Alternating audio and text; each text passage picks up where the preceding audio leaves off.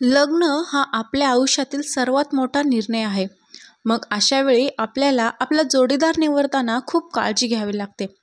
जर जोडीदार चांगला असेल तर आपलं आयुष्य अगदी सुखपूर्वक व्यतीत होत असतं. परंतु जर जोडीदार तसा नसेल तर मात्र जीवनातील कटकटी संपतच नाहीत. तर आजच्या कथेमध्ये आपण पाहणार आहोत की अशा कोणत्या स्त्रिया आहेत ज्या स्त्रियांसोबत चुकूनही लग्न करू नये. जर तुम्ही अशा 3 स्त्रियांसोबत लग्न केलं तर मग तुम्हाला पूर्ण आयुष्य पश्चाताप करत राहावा लागणार आहे. तर कथा खूपच ज्ञानवर्धक आहे. तर माझी नम्र विनंती आहे की तुम्ही जर ज्ञानवर्धक मोटिवेशनल चॅनलवरती नवीन असाल तर चॅनलला नक्कीच सबस्क्राईब करा. चला आपण बघूयात की अशा कोणत्या 3 स्त्रिया आहेत ज्यांच्यासोबत चुकूनही लग्न करू नये. एका गावामध्ये एक ब्राह्मण राहत होता. तो ब्राह्मण खूपच विद्वान आणि सदाचारी होता. त्याचबरोबर त्या ब्राह्मणाची बायकोसुद्धा खूपच सुशील आणि प्रतिवत्ता स्त्री होती. ती घरातील कामकाजांमध्ये खूपच चतुर होती. ब्राह्मण आणि ब्राह्मणीला 2 मुलं होती. एक मुलगा आणि एक मुलगी. आई वडील दोन्ही मुलांवर खूप प्रेम करायचे आणि त्यांना सद्गुणी आणि सदाचारी बनवण्याचा प्रयत्न करत होते. मुलगा मोठा होता आणि मुलगी छोटी होती. ब्राह्मणाची मुलगी खूपच संस्कारी होती आणि आई वडिलांचं तिच्यावर विशेष प्रेम सुद्धा होतं. हळूहळू दिवस पुढे सरकत होते आणि बघता बघता मुलगी मोठी झाली आणि विवाहयोग्य सुद्धा झाली. आई वडिलांना समजलं सुद्धा नाही की त्यांची मुलगी विवाहयोग्य कधी झाली. त्यांनी कधी विचार सुद्धा केला नव्हता की आता आपल्याला आपल्या मुलीसाठी वर शोधावा लागणार आहे. एके दिवशी जेव्हा मुलगी आईसोबत स्वयंपाकगृहात काम करत होती तेव्हा आईला समजलं की माझी मुलगी आता विवाहयोग्य झाली आहे व तिच्यासाठी आता योग्य वर शोधावा लागेल. त्याच दिवशी संध्याकाळी ब्राह्मणीने तिच्या नवऱ्याला सांगितलं, आपली मुलगी विवाहयोग्य झाली आहे. आता आपल्याला हिच्या विवाहाची काळजी करायला पाहिजे. तेव्हा ब्राह्मण म्हणाला, तू अगदी योग्यच म्हणत आहेस. आता आपण लवकरात लवकर आपल्या मुलीचे योग्य वर बघून लग्न करायला हवे. ब्राह्मण मुलीच्या लग्नाच्या काळजीमध्ये राहू लागला. तो ब्राह्मण असल्याकारणाने त्याने मुलीची कुंडली पाहिली. त्याला पाहायचं होतं की मुलीचा विवाह कधी केल्यामुळे तिचा विवाह सफल ठरेल. पंचांग पाहिल्यानंतर ब्राह्मणाला समजलं की मुलीचा विवाह याच महिन्यामध्ये करायला हवं. पुढे 3 वर्षांपर्यंत मुलीचा विवाह योग्य नाही. हा सर्व प्रकार पाहून ब्राह्मणाला खूप जास्त भीती वाटली. ब्राह्मणीने जेव्हा ब्राह्मणाला विचारलं, तुम्ही इतके का घाबरलेले आहात? तेव्हा ब्राह्मणाने सांगितलं, आपल्या कन्येचा विवाह याच महिन्यामध्ये आपण केला पाहिजे. पुढे 3 वर्षांपर्यंत तिचा विवाहाचा योग बनत नाही आणि या महिन्यामध्ये सुद्धा फक्त एकच दिवस आहे जो दिवस तिचा विवाह करण्यायोग्य आहे आणि तो आहे शुक्ल पक्षातील पंचमी. ब्राह्मणाच्या तोंडून हे सर्व ऐकल्यानंतर ब्राह्मणी सुद्धा खूपच बेचैन झाली. परंतु थोडा वेळ विचार केल्यानंतर ती म्हणाली, अजून तर शुक्ल पक्षातील पंचमीला 15 दिवस बाकी आहेत. जर आपण योग्य प्रकारे प्रयत्न केले तर आपल्या मुलीसाठी योग्य वर आपण शोधू शकतो आणि अशा प्रकारे आपण आपल्या मुलीचा याच महिन्यामध्ये शुक्ल पक्षातील पंचमीला विवाह लावून देऊ शकतो. जर आपण 3 वर्ष थांबलो तर आपली मुलगी खूप जास्त मोठी होईल. त्यामुळे आपल्याला लवकरात लवकर या 15 दिवसांमध्येच आपल्या मुलीसाठी योग्य वर शोधावा लागणार आहे. ब्राह्मण विचार करू लागला, बायको ठीकच म्हणत आहे. 3 वर्ष थांबणे शक्य नाही. तेव्हा ब्राह्मणाने लगेचच लग्न जमणाऱ्या एका महिलेला बोलावलं आणि तिला स्पष्टपणे सांगितलं की माझ्या मुलीसाठी योग्य वर शोधायचा आहे आणि तिचा विवाह याच महिन्याच्या शुक्ल पक्षातील पंचमीला करायचा आहे. कारण जर तिचा विवाह या महिन्यामध्ये झाला नाही तर पुढची 3 वर्ष तिच्या विवाहासाठी योग्य मुहूर्त नाही. त्यामुळे तुम्ही लवकरात लवकर माझ्या मुलीसाठी योग्य वर शोध, असं ब्राह्मण लग्न जमवणाऱ्या त्या महिलेला म्हणाला. तेव्हा ती महिला सुद्धा ठीक आहे असं म्हणून तिथून निघून गेली. त्यानंतर ती एका गावामध्ये पोहोचली. तिथे गेल्यानंतर तिला एका सुशिक्षित आणि सुयोग्य असा ब्राह्मण युवक मिळाला. त्या महिलेने त्या युवकाला योग्य वर समजून त्याच्यासोबत ब्राह्मणाच्या मुलीचा विवाह पक्का केला आणि विवाहासाठी शुक्ल पक्षातील पंचमीचा दिवस निश्चित केला आणि ती पुन्हा परत आली. इकडे लग्न जमवणारी ती महिला घरातून गेल्यानंतर लगेचच ब्राह्मणाच्या मनामध्ये वेगवेगळ्या प्रकारचे विचार येऊ लागले. तो विचार करू लागला, ही तर लग्न जमवणारी महिला आहे. माहीत नाही माझा सुशील आणि गुणवती कन्येसाठी ही कशा प्रकारे वर पाहिल. लग्न जमवणे हीच कामच आहे, त्यामुळेही माझ्या मुलीकडे विशेष लक्ष देणार नाही आणि घाईगडबडीने कुठल्याही मुलासोबत माझ्या कन्येचं विवाह पक्क करेल. परंतु असं होता कामा नये. वेळ कमी आहे, परंतु जर आता चूक झाली तर मग ती सुधारता येणार नाही. त्याचबरोबर विवाह संबंध एक पवित्र संबंध आहे. वर आणि वधू यांचा हा स्थायी संबंध आहे. दोन जीवांचा शेवटपर्यंत साथ निभवण्याचा हा संबंध आहे.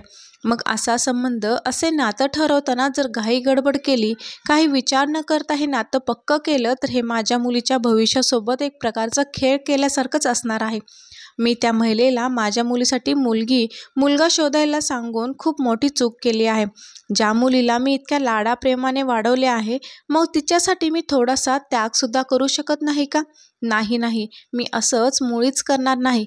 माझ्या मुलीसाठी मी स्वतः मुलगा शोधेल. माझ्या मुलीचं लग्न 3 वर्षानंतर झालं तरीसुद्धा चालेल, परंतु मला माझ्या मनासारखा वर जेव्हापर्यंत मिळत नाही तेव्हापर्यंत मी माझ्या मुलीचा विवाह करणार नाही. हाच विचार करून ब्राह्मण ताबडतोब उठला आणि त्या ब्राह्मणीला त्याच्या मनातील सर्व विचार सांगून वर शोधण्यासाठी निघून गेला. एका गावामध्ये गेल्यानंतर ब्राह्मणाला असा वर सापडला जसा वर तो शोधत होता. त्याने ताबडतोब त्या मुलासोबत त्याच्या मुलीचा विवाह पक्का केला आणि विवाहाची स्थिती सांगून तो घरी परत आला. इकडे ब्राह्मण घरातून गेल्यानंतर ब्राह्मणीला खूपच काळजी वाटू लागली.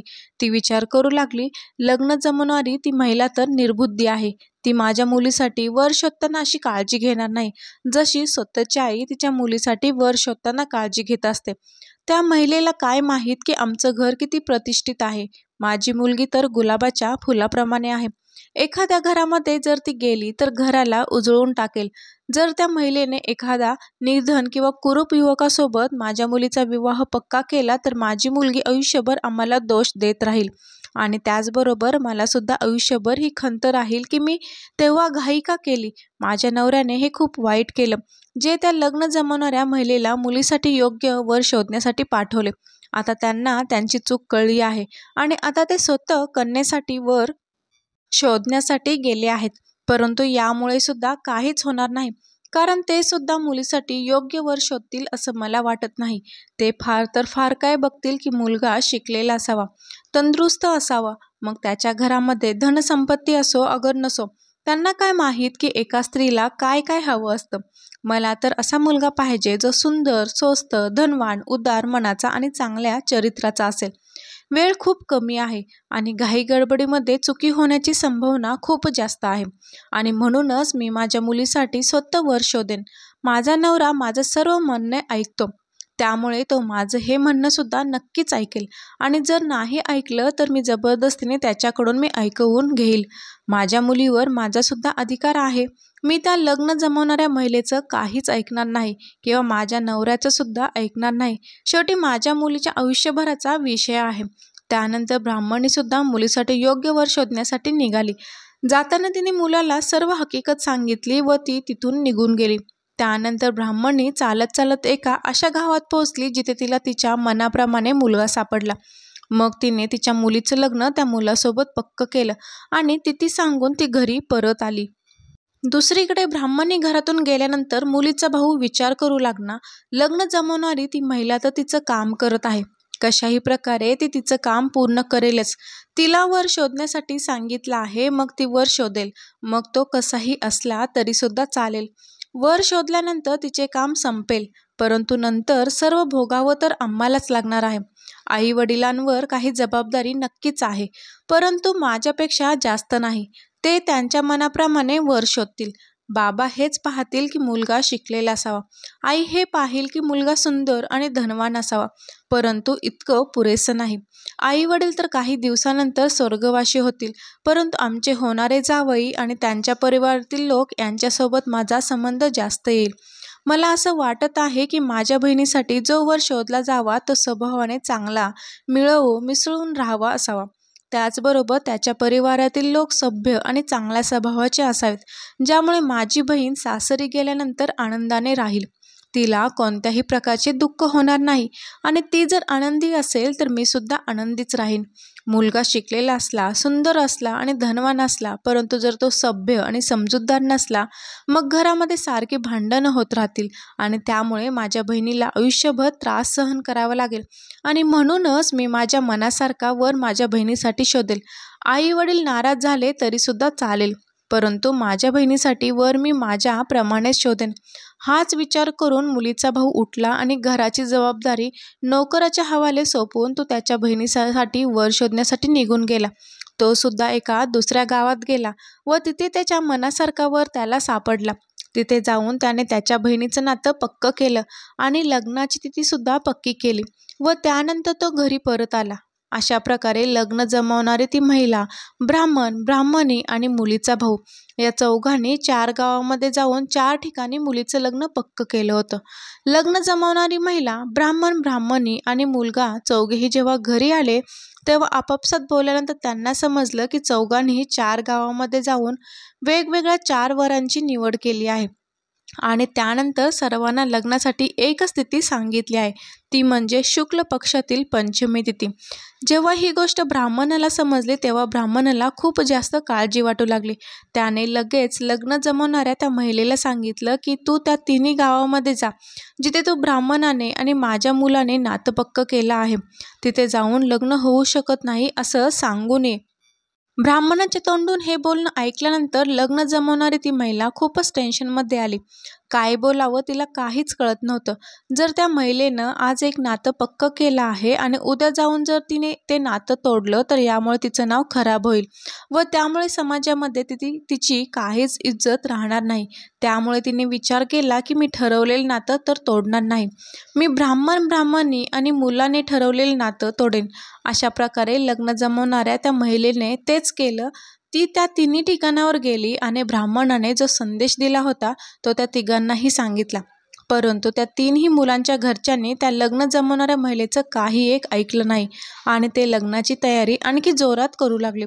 ते विचार करू लागले, नातं तर तोच तोडू शकतो ज्याने नातं पक्क केलं आहे. ही महिला कोणीतरी मुलीकडच्यांचीच विरोधी दिसत आहे, त्यामुळे ती असं लग्न तोडण्यासाठी आली आहे. त्यामुळे मुलाकडच्यांनी त्या महिलेचं काहीच ऐकलं नाही व लग्नाची तयारी चालूच ठेवली. शुक्ल पंचमीचा दिवस उजवला. ब्राह्मणाने लग्नाची सर्व तयारी केली होती, परंतु जेव्हा दुपारी पाहिलं तेव्हा दरवाजावर 4 वराती आल्या होत्या. ब्राह्मण विचार करू लागला, मी त्या महिलेला सांगितलं होतं की नातं तोडून टाक, मग तरीसुद्धा ही लोक वरात घेऊन माझ्या दारावर का आले आहेत? माझी एकच मुलगी आणि तिच्यासोबत लग्न करण्यासाठी 4 मुलं आली आहेत. आता मी काय करू? माझी इज्जत मी कशी वाचू? माझ्यासमोर मरण्याशिवाय दुसरा कोणताही पर्याय नाही, असा ब्राह्मण विचार करू लागला. त्यानंतर विचार करत ब्राह्मण लगेचच घरातून निघाला आणि एका नदीकिनारी गेला. समाजात इज्जत जाऊ नये यामुळे ब्राह्मणाला आत्महत्या करणे हाच योग्य पर्याय वाटला. तो जेव्हा नदीकिनारी आला व आत्महत्या करणार होता तेव्हा तिथून एक साधू चालला होता. तेव्हा साधूने त्याला थांबवलं आणि विचारलं, तू या निर्जन जंगलामध्ये या नदीकाठी येऊन काय करत आहेस? ब्राह्मणाने साधूला सर्व हकीकत सांगितली की कशाप्रकारे माझ्या एका मुलीसोबत लग्न करण्यासाठी 4 वर आले आहेत व आता समाजात माझी इज्जत जाईल. मी लोकांना माझे तोंड दाखवू शकत नाही, त्यामुळे आत्महत्या करणे हाच योग्य पर्याय आहे असं मला वाटत आहे. तेव्हा ते साधू म्हणाले, आत्महत्या केल्यामुळे काहीच लाभ होणार नाही. तू माझ्यासोबत चल, मी तुझी ही अडचण लगेचच दूर करेल. तेव्हा ब्राह्मण लगेच त्या साधूसोबत निघाला.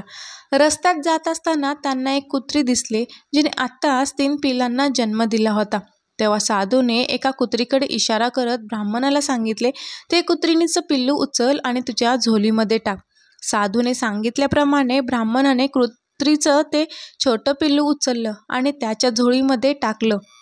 त्यानंतर ते दोघेही पुढे चालू लागले. पुढे गेल्यानंतर त्यांनी पाहिलं की एका डुकरीने पिल्लांना जन्म दिला आहे. साधूने त्यातील एका पिल्लाकडे इशारा करून ब्राह्मणाला त्यातील एक पिल्लू त्याच्या झोळीमध्ये टाकण्यासाठी सांगितलं. ब्राह्मणाने साधूने जसे सांगितलं तसं केलं. त्यानंतर ते आणखी पुढे गेले तेव्हा एका गाढविणीने पिल्लांना जन्म दिला होता. पुन्हा साधूने एका पिल्लाकडे बोट करत ब्राह्मणाला त्यातील एक पिल्लू त्याच्या झोळीमध्ये टाकण्यासाठी सांगितलं. ब्राह्मणाने साधूने जसं सांगितलं तसं केलं आता साधू आणि ब्राह्मण दोघेही घरी पोहोचले. साधू म्हणाले, तू तुझ्या झोळीत जी 3 पिल्ले टाकली होती त्या पिल्लांना एका खोलीमध्ये बंद कर आणि तुझ्या मुलीला सुद्धा त्याच खोलीमध्ये बंद कर. जेव्हापर्यंत मी म्हणत नाही तेव्हापर्यंत खोलीचा दरवाजा उघडू नकोस. साधूने जसं सांगितलं तसं ब्राह्मणाने केलं आणि चौघांनाही एका खोलीमध्ये बंद केलं. त्यानंतर साधू म्हणाले की एक एक करून 4ही वरांना बोलव. ब्राह्मणाने पाहिलं, एका वराला बोलवलं. त्यानंतर साधूने खोलीचा दरवाजा उघडला, परंतु आतील प्रकार पाहून सर्वजण हैराण झाले. कारण आतमध्ये एकाच रंगाच्या, एकाच रूपाच्या, एकाच वयाच्या 4 कन्या बसल्या होत्या. त्यामधील एका कन्येला बाहेर काढण्यात आले आणि तिचा विवाह विधीपूर्वक तिथे उपस्थित असणाऱ्या वरांसोबत करण्यात आलं. अशाच प्रकारे एक एक करून 4ही मुलींचे लग्न 4 वरांसोबत करण्यात आले. ब्राह्मणाने 4ही मुलांकडच्यांनी खूप चांगल्या प्रकारे खातिरदारी केली आणि संध्याकाळी त्याने 4ही मुलींचा निरोप घेतला. 4ही मुलं खुश होती. चौघांच्याही मुखावर विजयाची भावना झळकत होती. प्रत्येकाला असं वाटत होतं की ब्राह्मणाच्या कन्येसोबत माझा विवाह झाला आहे आणि वरात घेऊन आलेले 3 वर निराश होऊन परत गेले आहेत. त्यांना हे माहीत होतं की ब्राह्मणाला एकच मुलगी आहे, परंतु 3 वराती चुकून आल्या आहेत. 4ही मुली त्याच्या सासरी गेल्या. हळूहळू दिवस पुढे सरकत होते. एके दिवशी ब्राह्मणाच्या मनात विचार आला की माझ्या 4ही मुलींच्या सासरी जाऊन मी पाहतो की माझ्या मुली कशा प्रकारे राहत आहेत. त्याचप्रकारे तो प्रथम त्या मुलीजवळ गेला जी मुलगी एका कुत्रिणीच्या पिल्लापासून झाली होती. मुलीच्या घरी गेल्यानंतर सोयऱ्यांनी ब्राह्मणाचा खूप चांगल्या प्रकारे आदर सत्कार केला. त्यानंतर ते म्हणू लागले, आम्ही तुमचे खूप आभारी आहोत.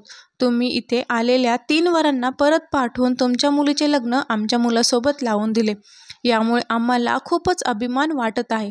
तुमची मुलगी खूप सुंदर आहे. घरातील सर्व काम खूप चांगल्या प्रकारे करते, परंतु तिच्यामध्ये एक वाईट गुण आहे. ती काही कारण नसताना उगाचच भांडण करत असते. घरामध्ये सर्व गोष्टी असताना सुद्धा शेजारी मागायला जात असते. सकाळ झाल्यानंतर आजूबाजूच्या 10 घरांजवळ बसायला गेल्याशिवाय तिला चैनच पडत नाही. आम्ही तिला खूप वेळा समजावून सांगितलं की तू असं इतरांच्या घराजवळ बसायला जात जाऊ नको, परंतु तिची ही सवय जातच नाही. सोयऱ्यांचं हे बोलणं ऐकल्यानंतर ब्राह्मणाने एक दीर्घ श्वास घेतला आणि तो मनातल्या मनात म्हणाला, ही तर असंच वागणार, कारण ही तर एका कुत्रिणीची मुलगी आहे. त्यानंतर ब्राह्मण त्याच्या दुसऱ्या मुलीजवळ गेला जी एका डुकरीणीची पिल्लापासून झाली होती. तिथे गेल्यानंतर सुद्धा सोयऱ्याने ब्राह्मणाचा खूप चांगल्या प्रकारे आदर सत्कार केला व त्यानंतर ते म्हणाले, श्रीमान, तुम्ही अन्य 3 वरांना परत पाठवून तुमच्या कन्येचा विवाह आमच्या मुलासोबत लावून दिलात. यामुळे आम्ही खूपच कृतज्ञ आहोत. तुमची कन्या खूपच चांगल्या स्वभावाची आहे, परंतु तिच्यामध्ये एक वाईट सवय आणि गुण आहे. ती खूप घाणेरडी वागते. सुंदर सुंदर वस्त्र ती एका दिवसातच खराब करून टाकते. तिला खाण्याची सुद्धा नीट पद्धत माहीत नाही. चांदीच्या ताटामध्ये वेगवेगळ्या प्रकारचे पक्वान्न वाढलेले असताना, परंतु तुमची मुलगी सर्व पक्वानांना एकत्र मिक्स करून खूप घाण पद्धतीने खात असते. जेव्हा लागेल तेव्हा ही जेवायला बसत असते. घरामध्ये काहीही दिसलं तर ताबडतोब खायला सुरुवात करते. आम्ही तिला खूप वेळा समजावून सांगण्याचा प्रयत्न केला, परंतु तुमची मुलगी काहीच ऐकत नाही. तेव्हा ब्राह्मणाने मनातल्या मनात विचार केला, कशी ऐकेल, शेवटी ही एका डुकरीणीची मुलगी आहे. त्यानंतर ब्राह्मण त्या मुलीजवळ गेला जी मुलगी गाढविणीच्या पिल्लापासून झाली होती. तिथे गेल्यानंतर सुद्धा सोयऱ्यांनी ब्राह्मणाचं खूप चांगल्या प्रकारे स्वागत केलं. ते म्हणाले, आम्ही तुमचे खूप आभारी आहोत. तुम्ही आमच्या मुलासोबत तुमच्या मुलीचं लग्न लावून आमची इज्जत वाचवली. तुम्ही अन्य 3 वराती परत पाठवल्यात, त्यामुळे आमची मान गर्वाने वर झाली आहे. त्याचबरोबर तुमची कन्यासुद्धा खूप चांगल्या स्वभावाची आहे. तुमची कन्या खूप मेहनती आहे. बिचारी दिवसभर कामामध्ये लागलेली असते. कितीही अवघड जड काम असेल तरीसुद्धा ती कोणत्याही कामाला नाही म्हणत नाही. परंतु ही गोष्ट जरी खरी असली तरी तुमची मुलगी काम खूपच हळूहळू करत असते. 10 मिनिटांचं काम करण्यासाठी ती 1 ते 2 तास लावत असते. आपण हिला जसं सांगू तसं फक्त काम करते. स्वतःचं डोकं बिलकुल वापरत नाही. कधी कधी काम करत असताना शेजाऱ्यांसोबत गप्पा मारायला बसते आणि दिलेलं काम ती विसरून जाते. आळशी इतकी आहे की सांगितल्याशिवाय कोणतंही काम करत नाही. त्याचबरोबर अन्न शिजवता शिजवता सुद्धा झोपून जाते. आम्ही कित्येक वेळा तिला समजवण्याचा प्रयत्न केला, परंतु तरीसुद्धा ती आमचं काहीच बोलणं ऐकत नाही. असं वाटत आहे की हिला परमात्माने बुद्धी नावाची चीजच दिली नाही. एकच गोष्ट 1000 वेळा समजावून सुद्धा हिला समजत नाही. त्यामुळे माझा मुलगा रागामध्ये हिला कधी कधी गाढविणीची मुलगी सुद्धा म्हणत असतो. तेव्हा ब्राह्मणाने मनातल्या मनात विचार केला, मग ही माझी मुलगी कुठे आहे? गाढविणीचीच तर मुलगी आहे ना. शेवटी ब्राह्मण त्याच्या कन्येजवळ गेला. तिथे गेल्यानंतर सुद्धा सोयऱ्यांनी ब्राह्मणाचा खूप चांगल्या प्रकारे स्वागत सत्कार केला. सोयऱ्यांनी ब्राह्मणाची आणि त्याच्या कन्येची खूप चांगल्या प्रकारे प्रशंसा केली आणि म्हणाले, सोयऱ्यांनो, तुमची मुलगी खूपच सुशील आणि सुलक्षणी आहे. ज्या दिवसापासून ती आमच्या घरामध्ये आली आहे, आमच्या घरातील दरिद्रता पूर्णपणे निघून गेली आहे. ती सकाळी लवकर उठते, घराची सर्व साफसफाई करते, नित्यनेमाने लवकर अंघोळ करून पूजापाठ करते, रिकाम्या वेळेमध्ये रामायण त्याचबरोबर चांगले चांगले ग्रंथ वाचत असते. शेजाऱ्यांच्या घराजवळ जाऊन गप्पा मारणे, वेळ वाया घालवणे हे तिला बिलकुल आवडत नाही. सर्वांना खूप प्रेमाने जेवण वाढते. सासू सासऱ्यांची त्याचबरोबर तिच्या नवऱ्याची खूप चांगल्या प्रकारे सेवा करत असते. हिचा इतरांसोबत वागण्याचा व्यवहार, बोलचाल खूप चांगली आहे. घरातील त्याचबरोबर बाहेरची लोकंसुद्धा तिच्यामुळे खूप प्रसन्न राहतात. घरातील प्रत्येक गोष्ट व्यवस्थित सांभाळून ठेवत असते. कोणतेही वायफळ खर्च करत नाही. ज्या गोष्टींची गरज आहे फक्त तीच गोष्ट बाजारातून आणायला सांगत असते. स्वतःसाठी कधी एका साडीची सुद्धा हिने मागणी केली नाही. जेव्हा आम्ही स्वतःहून हिला साडी आणतो तेव्हा ही म्हणते, मला ह्याची काहीच गरज नव्हती, माझ्याकडे अजून खूप साड्या आहेत. तिला कोणतेही आभूषण परिधान करण्याची आवड नाही. ती फक्त हेच म्हणत असते की माझा नवरा हाच माझा सर्वात मोठं आभूषण आहे. सोयऱ्यांनो, मी तुम्हाला सांगतो की तुमची मुलगी खूप गुणी आहे. तिची मी शब्दांमध्ये प्रशंसा करूच शकत नाही. ती तर साक्षात देवी स्वरूप आहे. सोयऱ्यांकडून हे असं बोलणं ऐकल्यानंतर ब्राह्मण खूपच प्रसन्न झाला. मनातल्या मनात तो म्हणू लागला, ही तर असंच वागणार, कारण ही माझी म्हणजे एका मनुष्याची मुलगी आहे. अशा प्रकारे ब्राह्मण खूपच प्रसन्न होऊन आनंदाने घरी निघून गेला. तर अशा प्रकारे आपण या कथेमार्फत जाणून घेतले आहे की या कथेमध्ये ज्या 3 स्त्रिया आहेत त्यातील पहिली स्त्री जी एका कुत्रिणीच्या पिल्लापासून जन्माला आली आहे, तिला सतत इतरांच्या घरासमोर जाऊन बसण्याची, वायफळ वेळ वाया घालवण्याची सवय आहे. अशा मुलीसोबत चुकूनही लग्न करू नये. त्याचबरोबर दुसरी स्त्री एका डुकरीणीच्या पिल्लापासून जन्माला आली आहे. ती खूपच घाणेरडी वागत असते. तिला जेवणाची योग्य पद्धत माहीत नाही, जेवणाची योग्य वेळसुद्धा माहीत नाही, कसं वागावं हे सुद्धा माहीत नाही. अशा प्रकारच्या मुलीसोबत सुद्धा चुकूनही लग्न करू नये. त्याचबरोबर तिसरी स्त्री ती म्हणजे एका गाढविणीच्या पिल्लापासून झाली आहे, जी खूपच सुस्त, सांगकामी आणि तिच्या संसारामध्ये स्वतःचे डोकं न वापरणारी असते. अशा मुलीसोबत सुद्धा कधीच लग्न करू नये. लग्न तर अशा मुलीसोबत करावं जी सुसंस्कारी, घरातील सर्व सदस्यांची काळजी घेणारी, कमी खर्च करणारी, त्याचबरोबर सासरच्या घराला स्वतःचं घर समजणारी असावी. अशा मुलीसोबत तुम्ही लग्न करत असाल तर तुमच्या घराची दिवसागणिक प्रगती होत राहील. तर मित्रांनो, व्हिडिओमध्ये सांगितलेली माहिती तुम्हाला आवडली असेल तर लाईक करायला विसरू नका. आपण भेटूयात नक्कीच अशा ज्ञानवर्धक मोटिवेशनल व्हिडिओमध्ये.